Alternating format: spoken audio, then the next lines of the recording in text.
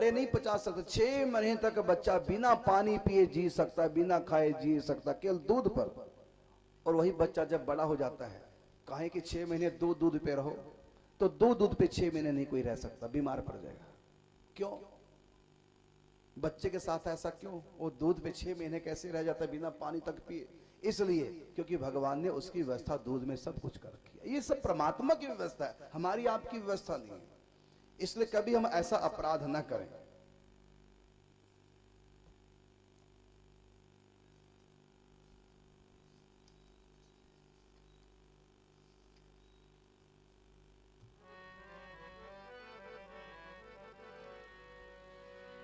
तुलसीदास जी की कथा के माध्यम से मैं भजन गा रहा हूं, इसको बड़े ध्यान से सुनना।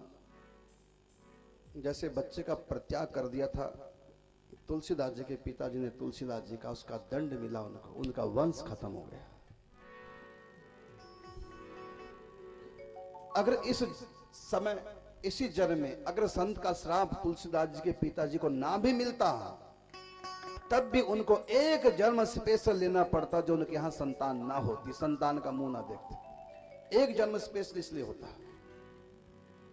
लेकिन तो संत ने कृपा की कि तुम इतने बड़े महापुरुष के पिता हो, मैं नहीं चाहता कि तुम इस पाप को भोगने के लिए दोबारा जन्म लो, तुम इसी जन्म में पाप भोग लो और यही जन्म तुम्हारा अंतिम जन्म होगा और तुम्हारा उद्धार हो जाएगा। इसलिए संत ने कृपा करके उनको इसी जन्म में ये दुख दे दिया, संतान वंश खत्म हो जाए। जैसे सुदामा ने श्री कृष्ण के हिस्से का चना खा लिया, सब जानते हैं।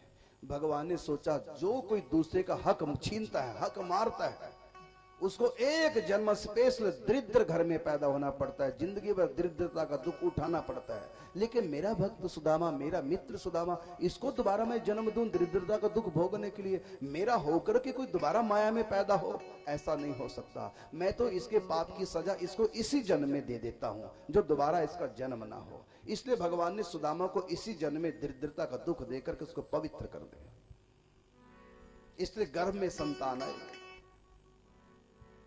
उसको स्वीकार करो या संयम करो। गर्भ में पलती कन्या जन्म को तरसी है, मां की क्रूरता बन के कयामत बरसी है। गर्भ में दूसरा बच्चा आया, पहले भी लड़का था, अब चेक ही नहीं कराया। क्यों नहीं चेक कराया? लड़का हो चाहे लड़की हो एक ही बात है, अब एक ही बात है। और जब पहले से लड़की हो और दूसरा घर में बालक आए तो फिर चेक कराता कि दोबारा से लड़की ना जाए। और चेक भी कहां कराएंगे? जिन हॉस्पिटलों में लिखा होता है ना कि कानूनी अपराध है, वहीं पर जाके चेक कराएंगे। और वो सब होता है काम चोरी चोरी से। का फिर वो लिखवाया क्यों? का इसलिए लिखवाया, इसका अर्थ है कि कानूनी अपराध है, जरा संभल के बात करना, कोई सुन ना ले, चोरी से काम होना है। तभी तो बड़े बड़े अक्षरों में लिखवाया कानूनी अपराध है, अर्थात सबके सामने बात ना करना, चोरी से बात करना उससे। डॉक्टर ने बताया लड़की है, दवाई खा ली, लेकिन गर्भपात हुआ नहीं। फिर दूसरा तरीका अपनाया, गर्भ की उस कन्या को छोटे छोटे टुकड़े करके पीसों में बाहर निकाला गया। हमने एक सीढ़ी देखी थी आज से 10 साल पहले, स्वामी राम सुखदास जी ने उस सीढ़ी को बनवाया था, दिल्ली में बनवाया था एक डॉक्टर से, कि गर्भपात जो करते हैं उस समय कैसी बच्चे की स्थिति होती है। पूरी सीढ़ी बनाई गई थी, शायद अब भी मेरी पुरानी सीढ़ी में रखी होगी। उस सीढ़ी में मैंने देखा था, स्वामी राम सुखदास जी ने वृंदावन में सब जगह सीढ़ी बंटवाई थी, उसमें मैंने देखा सीढ़ी में जब गर्भ में यंत्र डाला गया तो बच्चे को जब यंत्र टकरा, बच्चा एकदम ऐसे करे, झटका मारे। मैंने उसको लगा कोई मुझको छू गया, मैंने उसमें पूरी चेतना थी। टुकड़े टुकड़े करके एक एक पीस बाहर निकाला जा रहा है, उस सीढ़ी में दिखाया।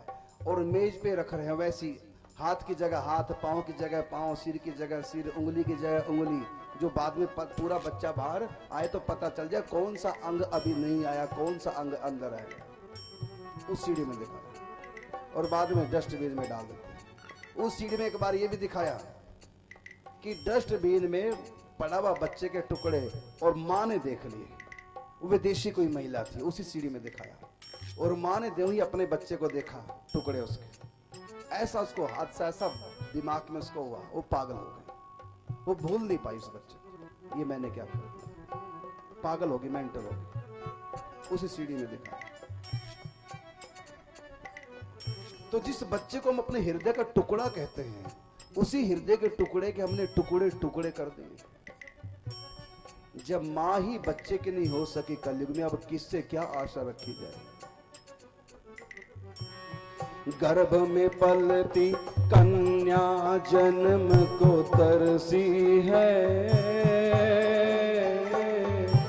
मां की क्रूरता बन के कयामत बरसी है। गर्भ में कन्या मौत से डरती, अपनी मां से विनती करती, मुझको मत मारो मेरी मैया, मैं हूँ तेरी भोली गैया, चाकू छुरी मत चलवाओ, निर्दोषी हूँ मत मरवाओ, अपनी मर्जी से नहीं आई हूँ तेरी ही बुलाई, मुझको जन्म तो दे कर देखो, अपनी गोद में ले कर देखो, कभी न तुझको तंग करूंगी, हर पल तेरा संग करूंगी, थोड़े में कर लूंगी गुजारा, बन जाऊंगी आंख का तारा, भैया से भी नहीं लड़ूंगी, राखी बंधन टीका करूंगी, मैया मुझको बोझ न मानो, मैं हूँ तेरी गैर न जानो, तन मन से मैं सेवा करूंगी, जब तक तेरे पास रहूंगी।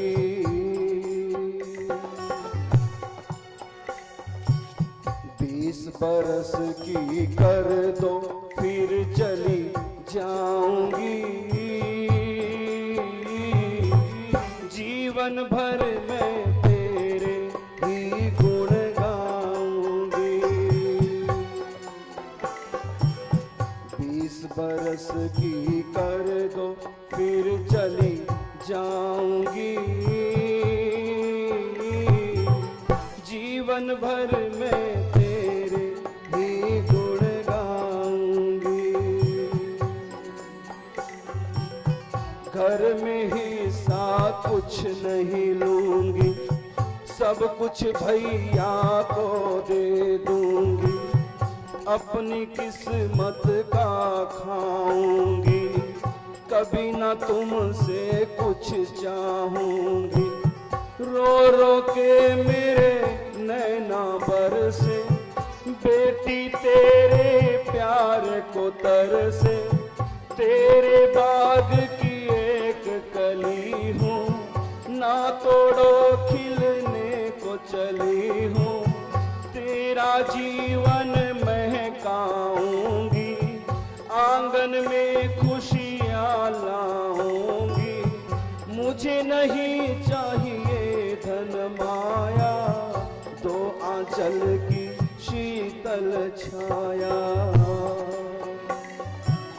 फिर भी ना माने तेरा मन, कर देना मुझे किसी के अर्पण। अगर आपको मेरी आवश्यकता नहीं, आप मुझको मारना ही चाहती है, तभी मेरी प्रार्थना कि आप मुझको जन्म लेने दो।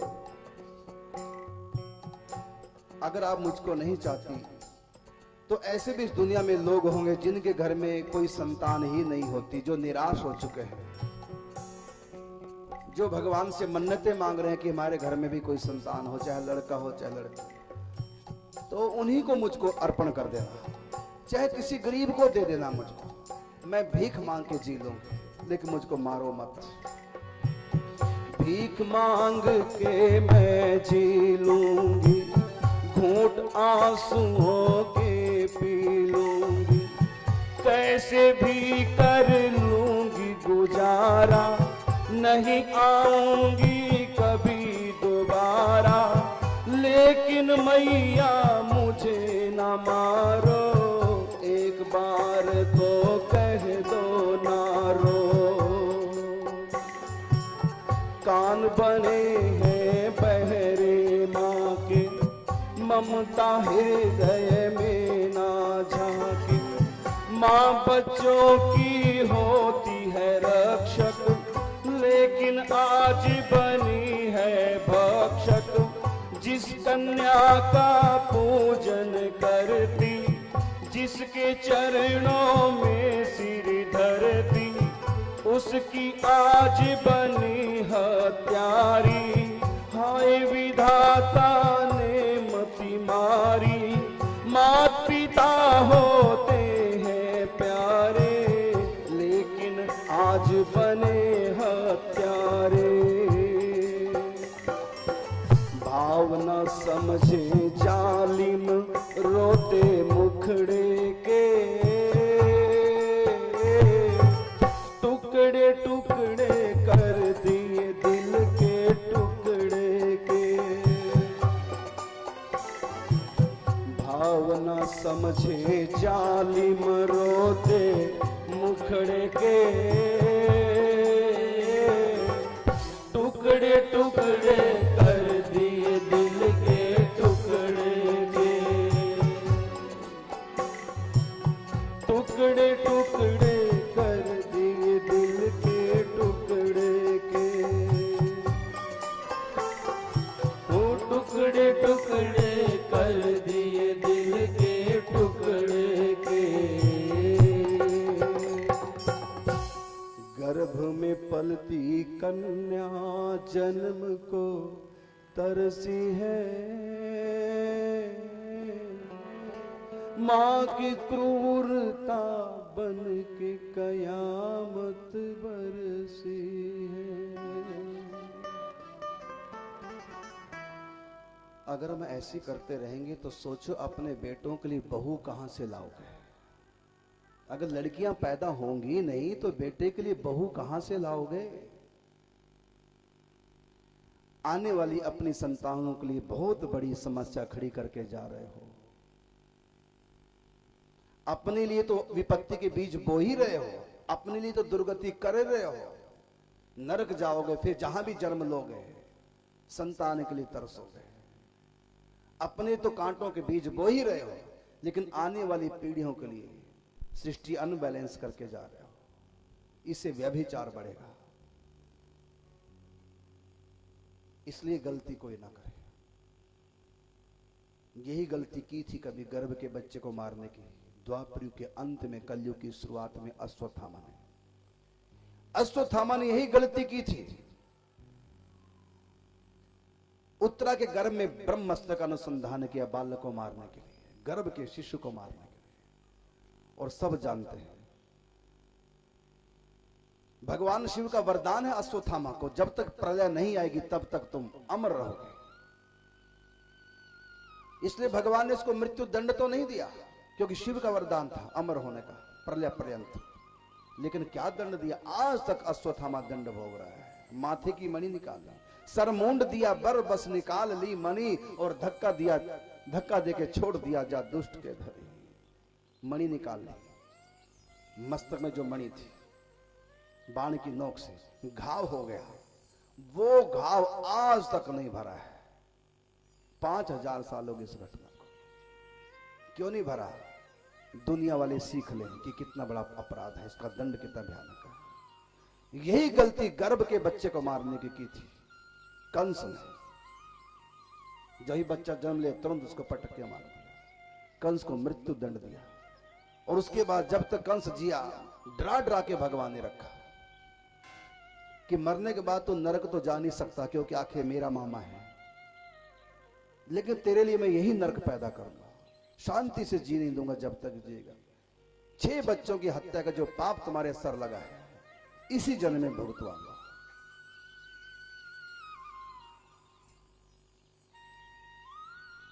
इसलिए अपराध कोई ना करे, ये गलती कोई ना करे। किसी से अगर हो गई है तो मेरी प्रार्थना है प्रायश्चित होता है, पाप हो जाता है स्वाभाविक है। किसी गरीब कन्या जो बेचारा पाल नहीं पाता, विवाह की योग्य होगी लेकिन विवाह के लिए कुछ है नहीं, ऐसी कन्या के का खर्चा उसके गरीब बाप को दो कि बेटी हमारी है, हमारी तरफ से पलेगी बेटी, इसका जो खर्चा है दूध पानी खाना पीना कपड़ा लत्ता दवाई बोटी शादी विवाह का जो भी खर्चा वो हम करेंगे, ये कन्या हमारी, उस कन्या की सेवा करो। तो वो कन्या तुमको क्षमा कर देगी, चलो मेरे बदले में तुमने उसकी सेवा कर दी, अपना पाप काट लिया। इतना करना चाहिए।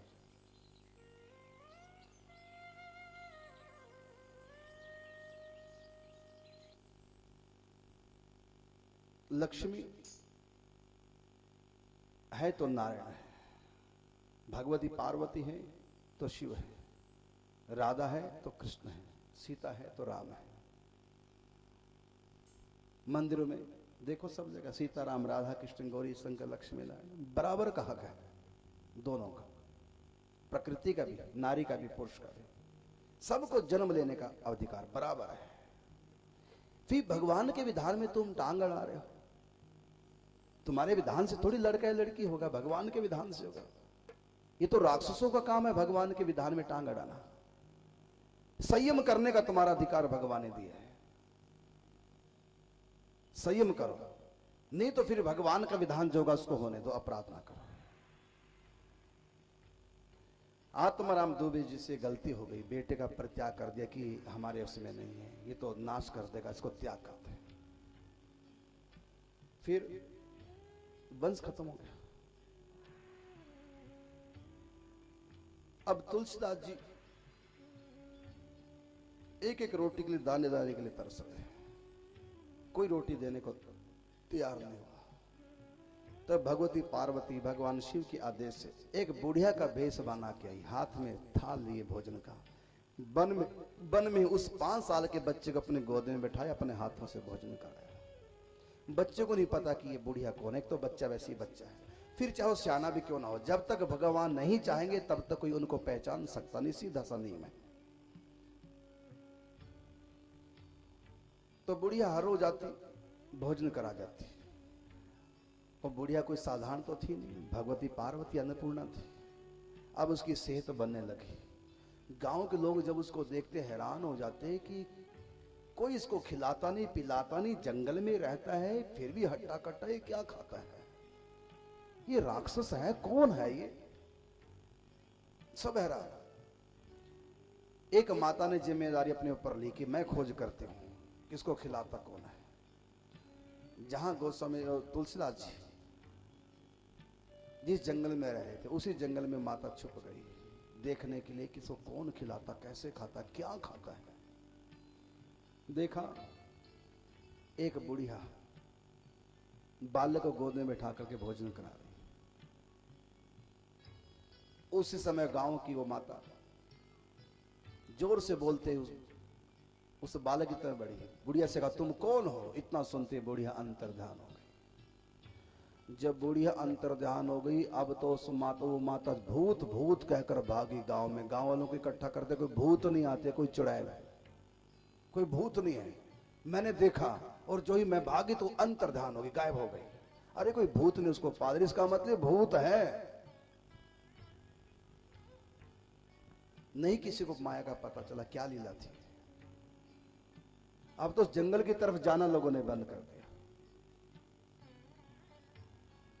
अब भगवती पार्वती का जो भोजन देने का समय था, अब भगवान शिव ने कहा पार्वती से कि तुम आज क्यों नहीं उस बालक को भोजन कराने जा रहे। तो भगवती पार्वती ने कहा कोई और व्यवस्था कर लो, मुझको नहीं चुड़ैल बनना मुझको नहीं भूत नहीं बनना। क्यों? कहते सब मुझको भूत भूत कहने के, भूत नहीं कोई आती है, चुड़ैल आती है, आप कोई और व्यवस्था करो। तो भगवान ने कहा ठीक तो है, मैं भूत प्रेतों के चुड़ैलों का मैं सरदार हूं, तो तू चुड़ैलोगी तो क्या हो गया, मैं तो वैसी भूतनाथ हूं। भगवती पार्वती कहती प्रभु कोई और व्यवस्था कर दो, मैं कब तक जाती रहूं, आप भगत की कोई और व्यवस्था देखो। भगवान ने कहा ठीक हम और व्यवस्था कर देते हैं। अब भगवान शिव ने दूसरी व्यवस्था की।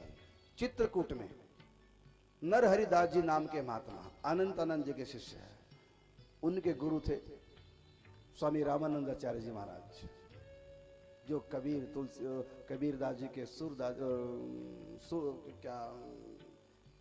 रविदास जी के जो गुरु थे, संत पीपा महाराज के जो गुरु थे, सीता सहचरी के जो गुरु थे स्वामी रामानंद जी महाराज, जिनसे नामानंद संप्रदाय प्रारंभ हुआ था, उन्हीं की शिष्य परंपरा में थे।